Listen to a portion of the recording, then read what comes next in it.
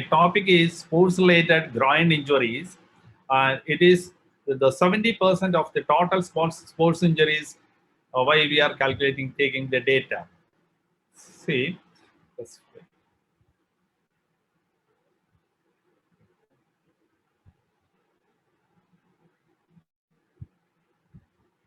wait. Yes.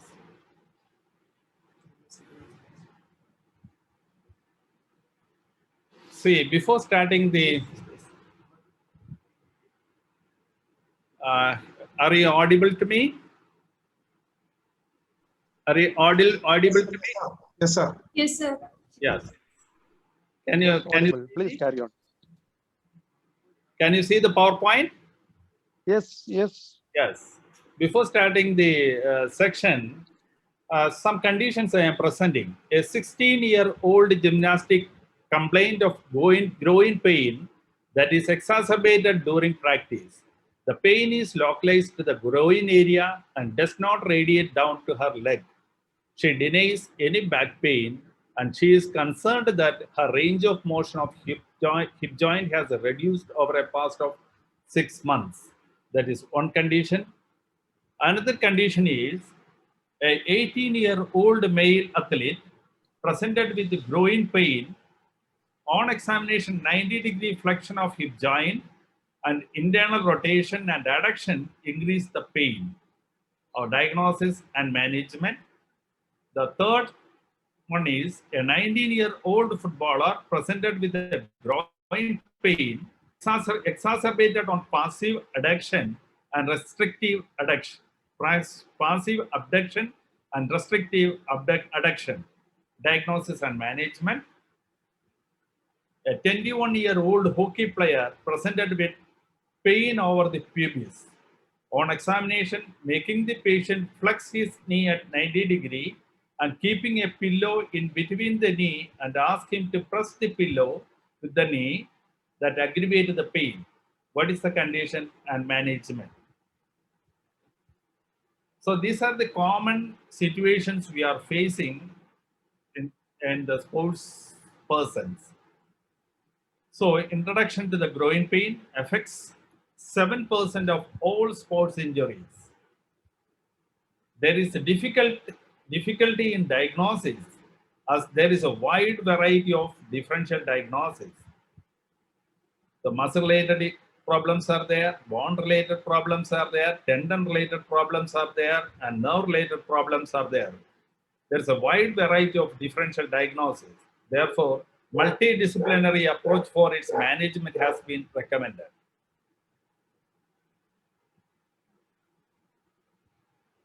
So conditions lead to groin pain. Femoral-acetabular impingement, adductor strains, osteitis pubis, sports hernia, snapping hip syndrome, and trochanteric bursitis. First one, femoral-acetabular impingement. The abnormal contact between the proximal femur,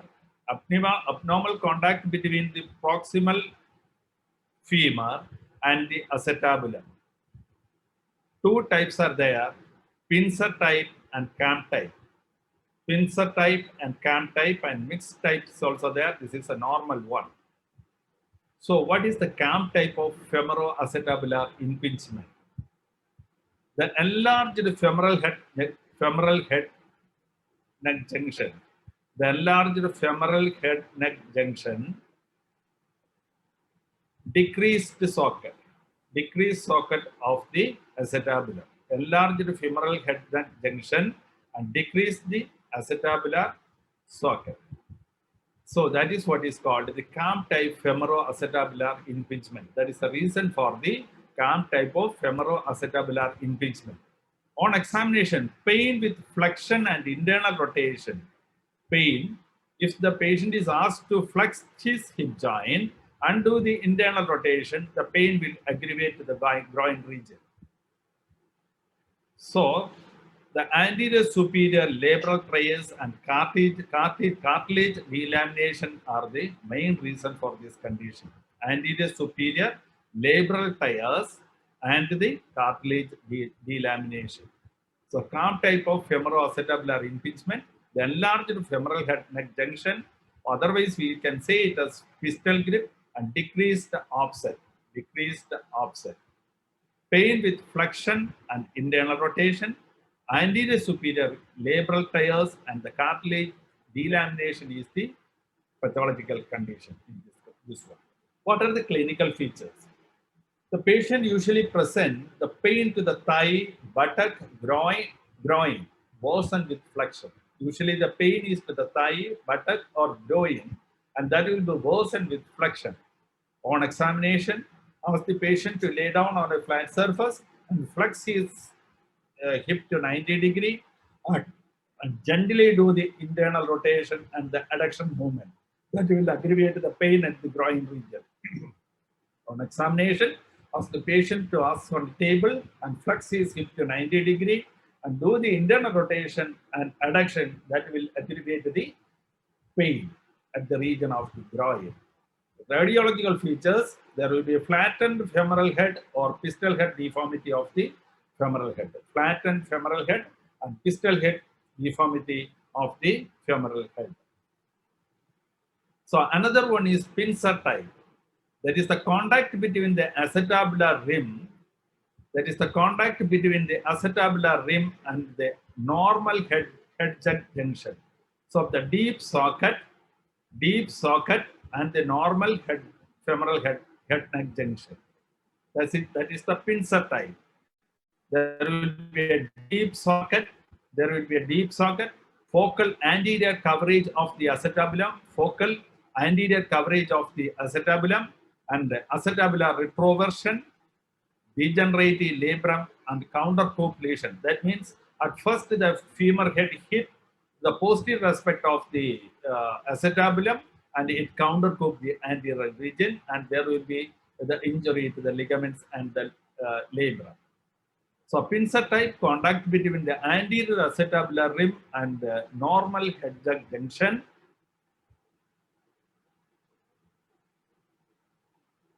There will be a deep socket, focal anterior coverage of the acetabulum, and acetabular retroversion, degenerative labrum. Labrum means the covering of the hip joint. Degenerative labrum on countercoagulation is the main cause of this injury. Countercoagulation. At first, the femoral head hit at the posterior part of the acetabulum and it countercoagulates to the anterior aspect. So, in this type of femoroacetabular impingement, doing by the flexion, abduction, and external rotation shows pain, whereas in the calm type, flexion, adduction, and internal rotation produces pain, but in type of pincer type, flexion, abduction, and external rotation produces pain. Usually, patients feels a catchy pain associated with click. So, the main cause of calm type and pincer type of femoroacetabular impingement is the malfitting of the femoral head and the acetabulum. In short, we can say like that. So, what is the treatment? Usually, what we do is at first there will be inflammation at the joint. So, the figure of we have to immobilize the hip joint. So that we have to do the figure of 8 bandage with Muruvanna. Every 5 days or 7 days, we will remove the bandage and again do the bandage. And initially, we give internally Dasne Randadi Khodam, Laksha Gulgula tablet. Followed by, if there is degeneration of the cartilage, we will give Gulguladiktan Kashayam, Kanjanara Gulgulu Guliga, and Gulguludikta Ghrida. So also the Snehavasti also we are recommended. Shakhasu Snehavasti, that is what is saying Shusharda. Followed by Gulguludiktan Kashayam, Kanjanara Gulgulu Guliga, and Gulguludiktan Gridam we are giving, and Upanagasvedam in needed cases we will give Upanagasvedam. So also the Shastika Pintasveda to strengthen the muscles and ligaments, and if needed cases we will do Segha with the Dhanundaran Thailam. After subsiding the pain, we will ask this. The first phase of treatment is to reduce the inflammation and pain. For that purpose, we will immobilize the joint and give internal medicines like Rasnirandadi and Laksha if it is a degenerative condition, if you suspect the degeneration, we will change the medicine after 2 weeks to Gulguladiktagam and Kanchanara Gulgulu and Gulguladiktaghrada and Anvasana Dhara, like that we do. After that, we will ask the patient to do the exercises in order to increase the muscle strength, flexibility, and the range of movement. We will get very good result with the Ayurvedic treatment in this type of injuries. Then comes the adductor strain, the second condition. The onset of groin pain is usually acute or insidious onset. The onset of adductor strain. The onset of groin pain is usually acute. The most of the groin injuries are, if you are taking the data, most prone cases are adductor injuries. The onset of the groin pain is usually acute or insidious onset. Insidious onset. The patient usually gives history of pain at the site of the adductor longus. This is the adductor longus muscle associated with the activities like rapid adduction of the thigh. Especially these type of injuries are seen in football players, hockey players, cricketers, and volleyball players, where they need rapid change of position. So the onset of groin pain is usually acute or insidious onset. The patient usually gives history of pain at the site of adductor longus associated with activities like a rapid adduction of the thigh. On examination, localized tenderness on the pubic bone at the site of the attachment of the muscle. There will be localized pain where the adductor longus is attached to the pubic bone. The pain is exacerbated on resisted adduction and passive abduction. The picture itself, you can understand it. The pain is exacerbated on resisted adduction and passive abduction. Passive abduction. Resisted adduction and passive abduction. On investigation part, the X-ray, first we have to make a clinical diagnosis. In order to confirm our clinical diagnosis, we can do for the X-ray, MRI, CT, like that. The X-ray, plain X-ray suggests the calcification around the origin of the muscle on the pubic bone. Plain X-ray suggests the calcification around the origin of the muscle on the pubic bone. Here also the management is, first we have to reduce the inflammation. The first line of treatment is PRICE, protection, rest, ice, compression, and elevation. So also we can do the figure of 8 bandage, Swastika bandage to the hip joint. Following this, once the pain is subsided, following this, the goal is to be restoration, the range of motion and prevention of the atrophy. Prolonged immobilization not recommended in this type of injuries because of the fear of the atrophy to the adductor muscle. So the following this, the goal is the restoration of the range of motion and prevention of atrophy. Once the range of movement is achieved, then strengthening, flexibility, and endurance exercise should be commenced. Once the range of movement is achieved without pain, then the next phase of treatment is strengthening of the adductor muscles and increase the flexibility and increase the endurance.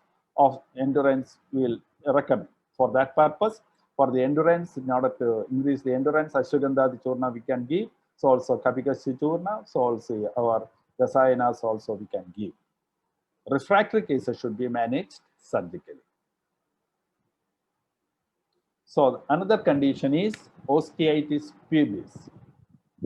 Usually the patient present more as subacute or gradual onset of pain at the area of the pubic symphysis. The pain on the anterior aspect of the pubic bone, however, may radiate to the suprapubic area or into the groin. It is exacerbated on kicking, running, jumping, and twisting movement. It is also usually seen in football players, hockey players, and cricket players, like that. So we can easily diagnose this condition by doing the squeezing test, in which the patient knees are flexed at 90 degree The examiner's hand is placed between the patient knee and the patient performs a strong isometric bilateral contractions that will exacerbate the bony tenderness, so that very easily we can diagnose this with this fusing test.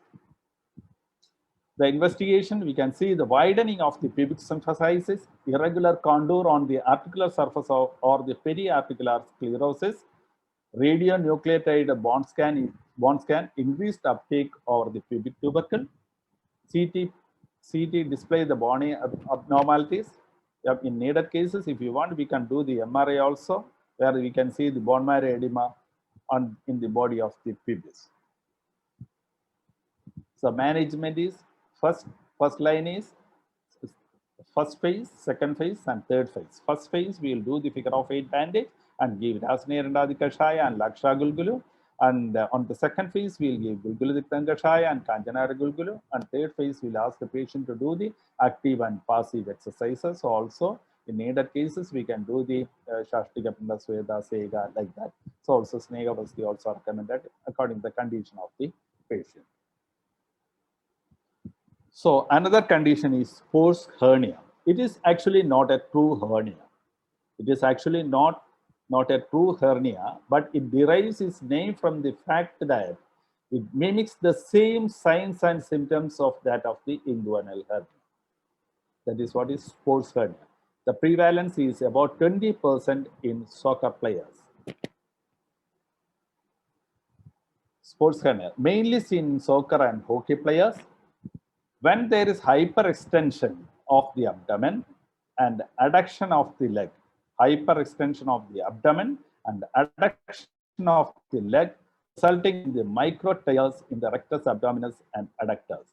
Hyperextension of the abdomen and adduction of the leg, resulting in microscopic tears in rectus abdominis and the adductors. The structures usually affected are internal oblique aponeurosis, rectus femoris, adductor longus, transversalis fascia, and conjoined tendon. History on the physical examination. Usually insidious onset of groin pain that is worse with activity. Pain may mimic neuralgia and radiate to the surrounding structures, including perineum, adductors, and testicles. Pain may mimic neuralgia and radiating to the surrounding structures, including perineum, adductors, and testicles. On examination, findings are generally non-specific but can include the point tenderness on deep palpation of the inguinal canal. Point tenderness we can elicit. Point tenderness on deep palpation of the inguinal canal, conjoined tendon, or pubic tubercle. Pain with abdominal curves or forced hip adduction can also reproduce symptoms. Abdominal curve and forced hip adduction can also reproduce symptoms. Investigations, of course, MRI used to rule out other causes of groin injury, demonstrate the broadened pubic symphysis and high intensity T2 rates of MRI, T2 rates MRI. In bone scan, increased uptake in pubic region at the adductor tendon origin. The management, rest and activity modification. The first line of treatment is rest and activity modification. In this case also we can do the Swastika bandage with Muruvanna along with the internal medicines. And the Piju with Muruvanna also recommended. Dasnirandadi Kashaya, Laksha Gulgur and Shirabela also you can give internally. So also Snegavasti, Snehabana can be given. The next condition is snapping hip syndrome. Two entities exist in snap hip syndrome. The first one is external snapping and second one is internal snapping. So two entities are there, external snapping and internal snapping. In the external snapping occurs when the iliotibial band gets caught on the greater trochanter and is worsened with the hip flexion and adduction. External snapping occurs when the iliotibial band gets caught on the greater trochanter and is worsened with the hip flexion and adduction. Whereas in internal snapping, where here the iliopsoas muscle is get caught. Internal snapping syndrome, less common, occurs when the iliopsoas hits against the hip capsule. The most common is external snapping. Here the iliotibial band is caught under the greater trochanter, whereas in the internal snapping, the iliopsoas muscles get contact on the acetabular ring. Iliopsoas tendon get caught on the acetabular ring. So how can we elicit the snapping syndrome? Provocative manner we can do. For diagnosis, this condition consists of extending and internally rotating the hip, extending and internally rotating the hip from an externally rotated position, so that we can elicit the pain. Extending and internally rotating the hip from an externally rotated positions will produce pain at the hip region. The management is the figure of 8 bandage with internal medicines. So Raksha Thiram and Kacha Thiram we can apply. All other conditions also in needed cases we can do. That we will discuss later. Raksha Thiram and Kacha Thiram and Snehana and Swedana can also apply. The last one is trochanteric bursitis.